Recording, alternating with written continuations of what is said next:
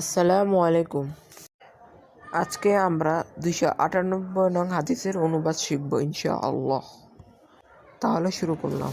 আন ইবনে উমার রাদিয়াল্লাহু তাআলা আনহু, হযরত আব্দুল্লাহ ইবনে উমর রাদিয়াল্লাহু তাআলা আনহু হতে বর্ণিত, কলা তিনি বলেন, কলা রাসূলুল্লাহ সাল্লাল্লাহু আলাইহি ওয়াসাল্লাম, রাসূল সাল্লাল্লাহু আলাইহি ওয়াসাল্লাম ইরশাদ করেছেন, কুল্লু মাসকিরিন, প্রত্যেক নেশা আনয়নকারী বস্তু, খামরুন, মদের অন্তর্ভুক্ত, ওয়াকুল্লু মুস্কিরিন, এবং প্রত্যেক নেশা আনয়নকারী বস্তু, হারামুন, হারাম, ওয়ামেন শারিবা, যে ব্যক্তি পান করবে, আল খমর, মদ, ফিদ দুনিয়ায়, ফামাতা, অতঃপর মৃত্যুবরণ করবে, ওয়াহুয়া ইউত মিনহা, মদ পানের অভ্যাস নিয়ে, লেম ইয়াতুব, তবা না করে, লেম ইয়াশ রবহা ফিল আখিরাতি, তাহলে সে আখিরাতে জান্নাতের মদ পান করতে পারবে না।